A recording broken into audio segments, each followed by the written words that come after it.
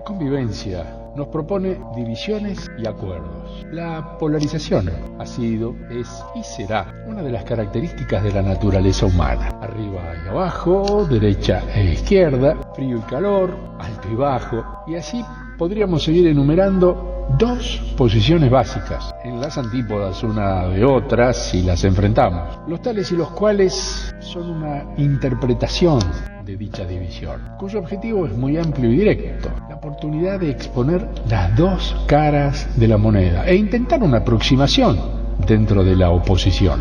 Queda claro que existe un todo cuyas facetas, básicamente, son dos, pero en algún punto deberían coincidir. En matemáticas, la utilización del teorema propone soluciones prácticas. ¿Y por qué un teorema? Porque es lo más apropiado al momento de intentar un análisis profundo y llegar a una conclusión válida, viniendo de una probable hipótesis y elaborando una estudiada tesis, mostrarlo e intentar razonarlo es el objetivo final. Juntos esperamos lograrlo. Bienvenidos a Teorema de Tales y Cuales. Teorema de Tales y Cuales.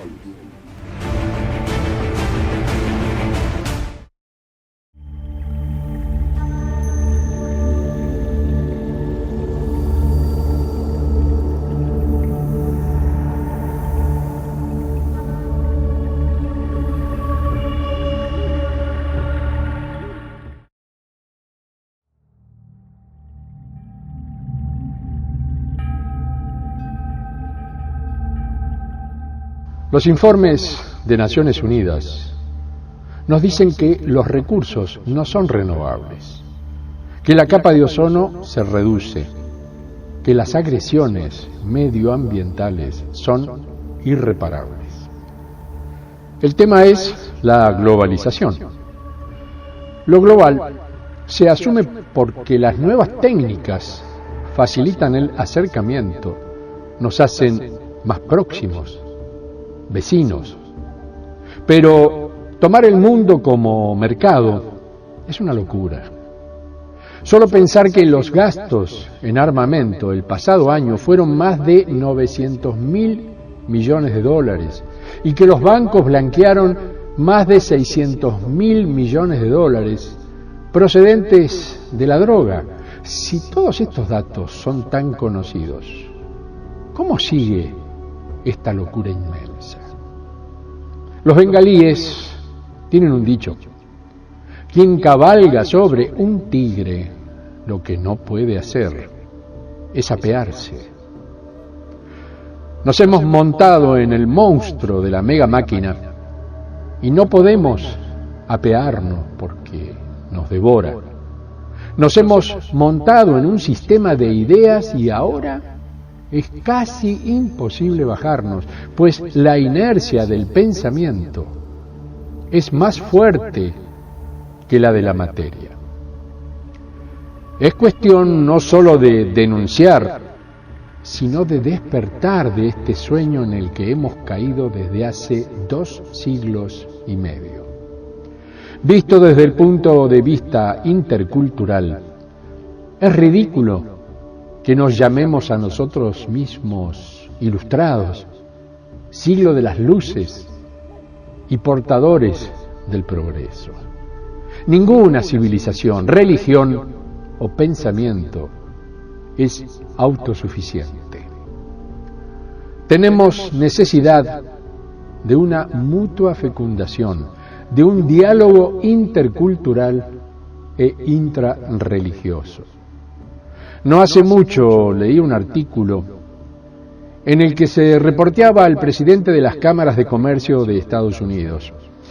Este sostenía que la humanidad había vivido en las cavernas hasta que ellos no llegaron a descubrir la democracia, la libertad, el mercado mundial. Es aberrante, pero quienes creen esto dominan, por lo menos, un cierto mundo. Por la fuerza de la inercia todavía creemos que las máquinas nos acercan. Creíamos que las máquinas nos iban a dar más tiempo libre y nos han hecho esclavos de la tecnocracia. La misma metáfora del desarrollo es tendenciosa, como si la vida consistiera en algo que desenvolver y como si el tiempo fuera una autopista que tuviéramos que recorrer hacia el progreso, hacia la sociedad sin clases, hacia la felicidad. Aprovechándonos del eslogan artificial del tercer milenio, como alternativa de la catástrofe, podríamos hablar no de reforma, sino de transformación, de una metamorfosis radical de la vida. La ciencia. Tenemos que empezar ya. Si esperamos una oportunidad favorable, no empezaremos nunca. El nosotrismo, poseedor del tenemos, nos marca un claro rumbo. La pregunta: ¿hay lugar para la esperanza? Aquí el yoísmo indica el camino. La esperanza no es otra cosa que la que llevas en tu corazón y te mueve a compartir y a aceptar el reto de gozar del profundo sentido de la vida. Vivir la armonía de todas las polaridades de la existencia, abrirse al riesgo de ser lo que somos, entendiendo la sabiduría como sede de la libertad, pues la finalidad de la naturaleza humana es la bienaventuranza, cuyo fruto es la felicidad, la alegría. ¿Cómo complicamos las cosas cuando todo es tan sencillo? Somos responsables de esa felicidad. Yo, tú, todos. La felicidad funde el yo con el nosotros y todo es luz.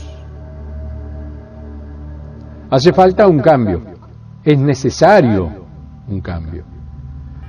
La cuestión es que ya me he embarcado en esta aventura de cambiar paradigmas, aunque más no sea para mí mismo, digamos, mi porción de yoísmo, lo cual ya es suficiente como para empezar.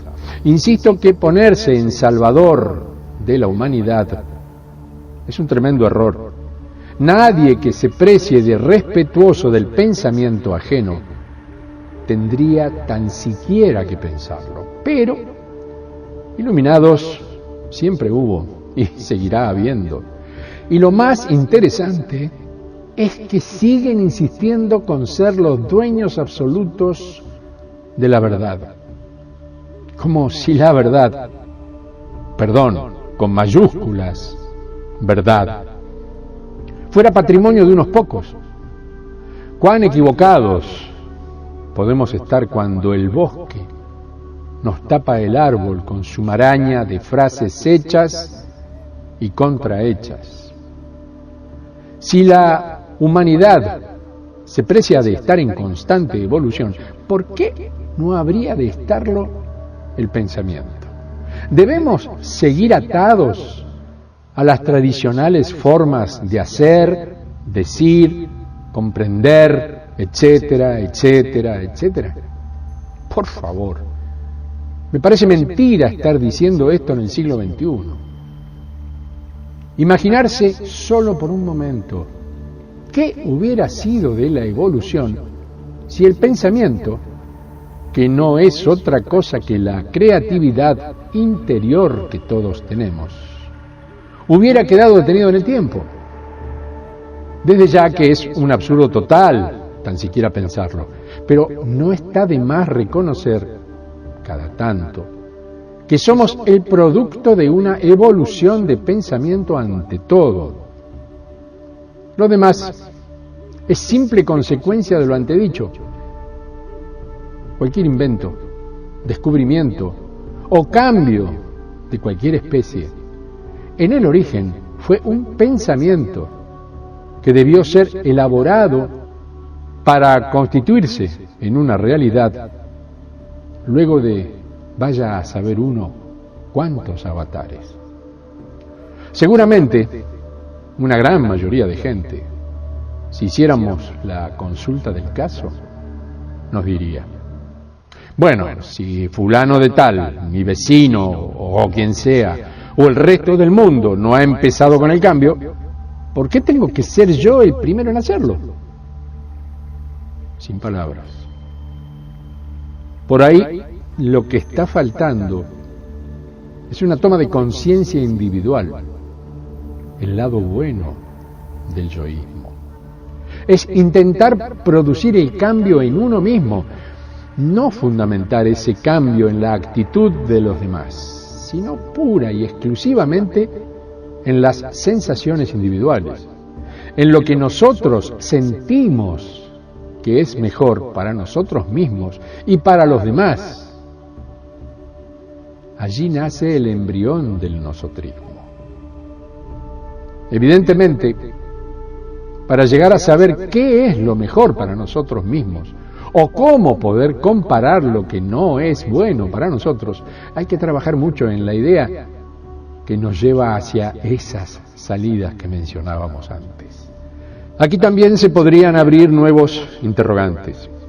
Aquellos que escuchan o leen sobre tal o cual posibilidad podrán entender que es creatividad del que la emite, que es su propia vivencia, que es su punto de vista sobre las cosas, pero no necesariamente podrán llegar a compartir que ese es el camino de salida, porque siempre debemos estar de acuerdo en que el ser humano es un ser individual, indiviso, que siempre considera su verdad por sobre todas las demás. Con esta perspectiva es muy difícil darle a la gente posibilidades, pero sí o sí hay que intentarlo. Mi abrazo de siempre. Hasta la próxima.